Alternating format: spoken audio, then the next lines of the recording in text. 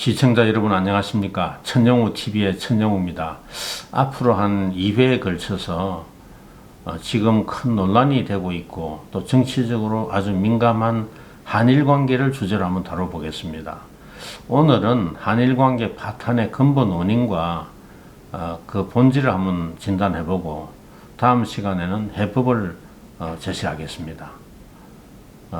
오늘 영상은 강제징용 문제의 복잡한 법적 구조와 관련된 내용이 많기 때문에 좀 이해하기 어려운 부분도 있으실 것 같고 또 긴 설명을 들으시기에는 지겨울 수도 있다는 그런 생각이 들어서 제가 미리 말씀을 드리고 양해를 구합니다.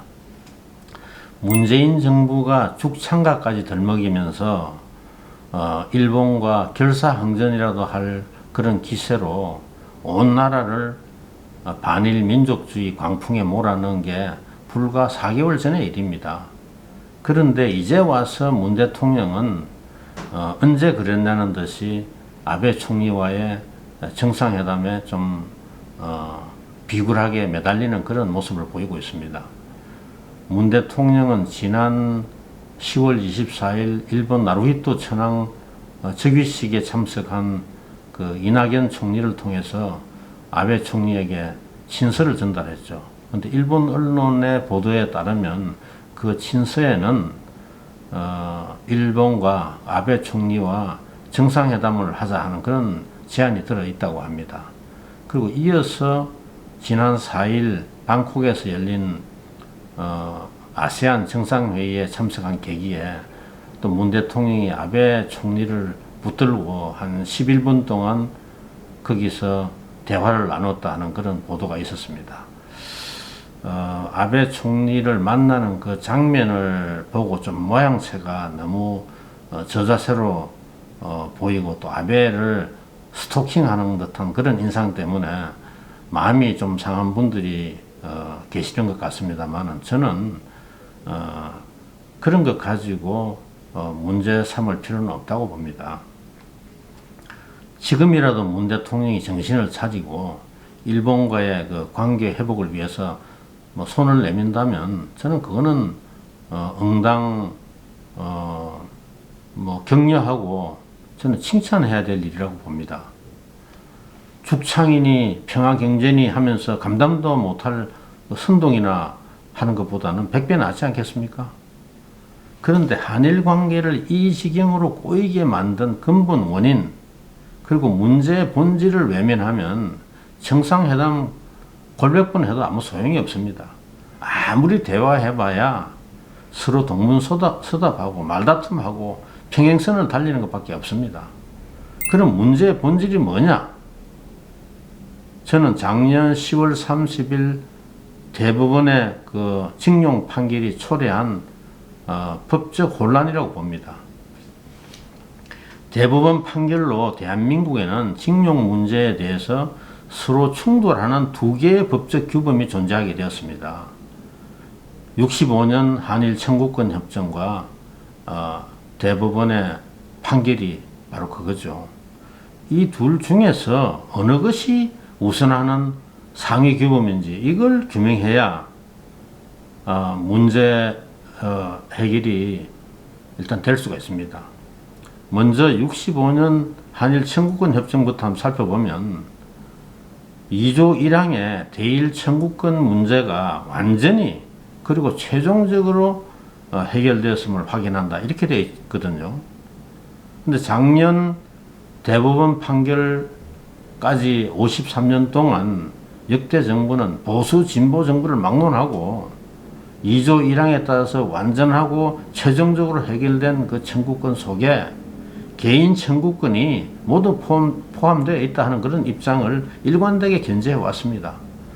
협상 과정에서 일본은 그 일본 원화법에 따라서 징용과 관련된 그 개인 청구권은 개별적으로 접수를 받아서 신청을 받아서 일본 정부가 직접 다 지불하겠다 이렇게 했는데 우리 측에서 우리 정부에다가 그걸 그냥 일괄적으로 다 개인 청구권을 다 주면 우리가 징용 피해자들한테 책임지고 알아서 다 지급을 하겠다 이렇게 우겨가지고 결국 관철한 거거든요. 개인 청구권을 국가가 말하자면 대신 다 수령을 한 겁니다. 국가 간에는 개인 청구권에 대한 계산이 이미 다 끝난 겁니다. 우리가 포괄적으로 모든 개인 청구권을 일본으로부터 다 이미 이 총액을 다 받은 겁니다. 그래서 정부는 71년부터 그 개별 청구권을 국내에서 다 징용 피해자들한테 받아가지고 77년까지 이 보상을 다 한 거죠. 그때 지급한 이 돈이 일본으로부터 받은 무상 3억 불에 한 10분의 1이 조금 못 되는 걸로 알고 있습니다. 9.7%인가 그런 걸로 알고 있습니다. 그 나머지 90몇 프로는 어디다 썼느냐? 경제 개발을 하는 데 다 썼죠. 포스코 짓고 경부고속도로 건설하고 뭐 소양강 댐 건설하고 그러니까 한 65년부터 한 10년 동안에 대한민국에서 일어난 큰 경제 개발 프로젝트라는 것은 크든 작든 일본에서부터 받은 청구권 자금이 그게 대부분 다 서졌다고 보시면 됩니다. 심지어 어민들이 일본에서 들어오는 어선까지 그 청구권 자금으로 대부분 다 들어왔습니다. 근데 이제 징용 피해자 입장에서 볼 때는 그 돈이 다 우리 돈인데 우리 주라고 지금 일본이 다 우리 정부에다 준 건데 왜 정부가 그 돈을 딴 데 전용하느냐? 왜 정부가 우리가 받을 돈을 중간에서 삥땅 하느냐? 그런 불만을 제기할 수는 있겠죠. 그래서 노무현 정부에 들어와서 이 문제가 다시 불거진 겁니다.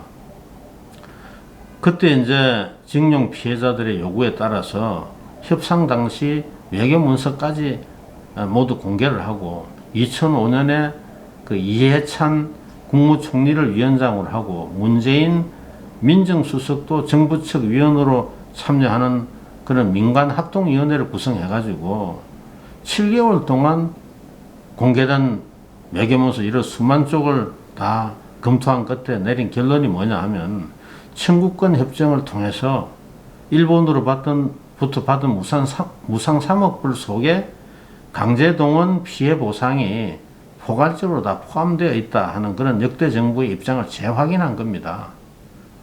그래서 저는 노무현 정부의 그 대일 정책 그리고 외교 안보 정책에서 가장 저는 가치 있는 그 어떤 유산이라 그러면 이 강제동원 피해 보상 문제, 징용 문제에 대한 논란의 종지부를 찍을 그런 중요한 결단을 내린 겁니다. 다만 이제 70년대 그 1차 보상이 좀 불충분했다 하는 점은 인정해가지고 2008년도 정부 예산에 강제징용 피해자들에게 그 6,333억인가 그런 규모의 위로금과 추가 보상금을 지불했죠. 그런데 작년 10월 30일 대부분은 개인의 위자료 청구권은 아직 살아있다. 그러니까 해당 일본 기업이 그 징용 피해자들에게 1억 원씩 지급하라 이렇게 판결했지 않습니까?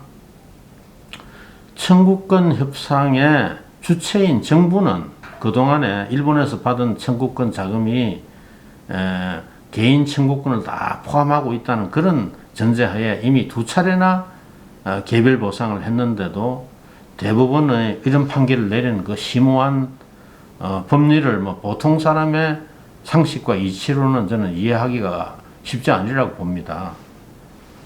개인 청구권이 살아있다는 법리는 그거는 일리가 있을지 모르지만 그 살아있는 개인 청구권을 대한민국 일본으로부터 몽땅 다 이미 받았으면 일본 기업에 배상할 의무가 있다고 주장하기에는 좀 그거는 청구권 협정하고는 정면 배치된다고 봐야 되지 않겠습니까? 근데 대법원이 제시한 법리는 일본의 식민 지배가 불법이다. 그리고 강제징용도 그래서 불법이라는 전제하에 불법 행위에 대한 위자료 청구권이다.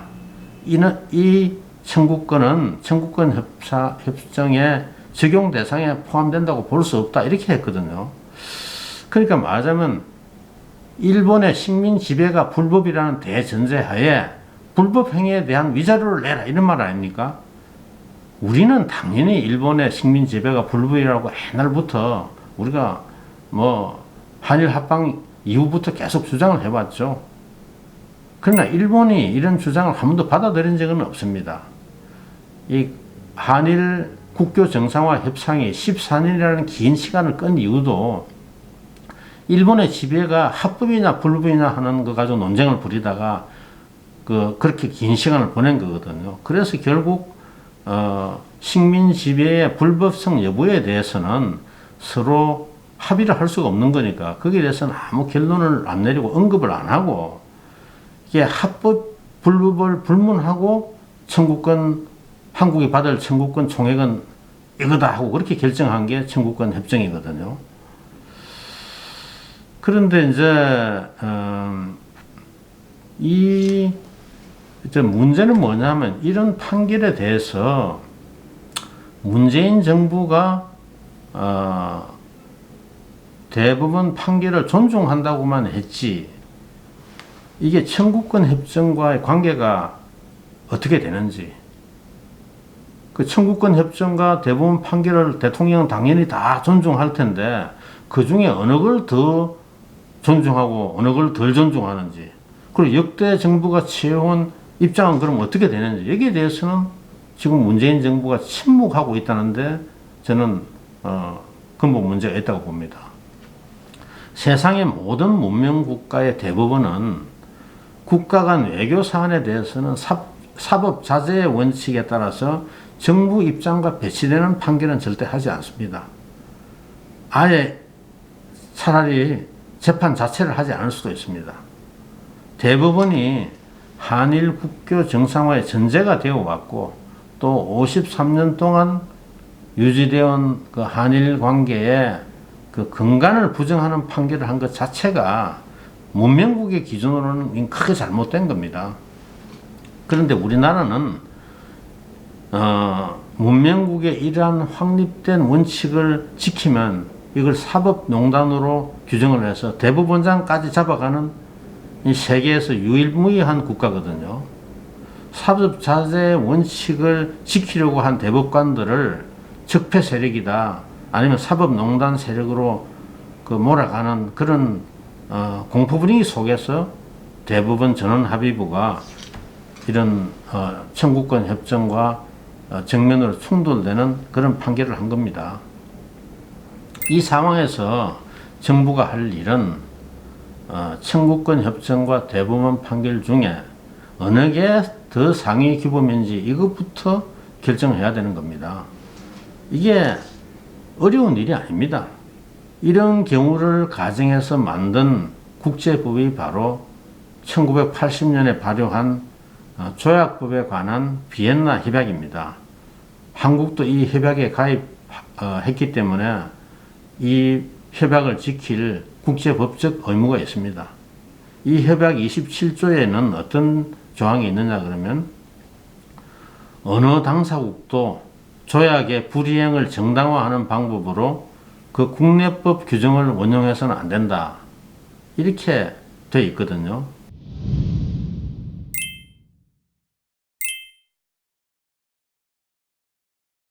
대법원 판결도 국내적 법 해석이므로 큰 틀에서 국내법 규정의 범위 속에 들어가는 겁니다. 비엔나 협약 27조를 징용 문제에 적용하면 무슨 뜻이 되느냐 하면 청구권 협정이 대법원 판결에 우선한다 이런 뜻입니다. 그럼 개인 청구권이 아직 살아있더라도 일본 기업이 지불할 책임은 없고 이미 그 총액을 일본으로부터 받은 대한민국 정부가 일본 기업을 대신해서 피해자에게 위로금을 지불해야 된다. 이런 해석이 가능한 거죠. 그래서 지금 아베가 이 문제가 나올 때마다 한일 간 협정 지키라, 국제법 지키라, 그것만 하면 다 문제가 해결된다, 이렇게 계속 이야기를 하고 있는 겁니다.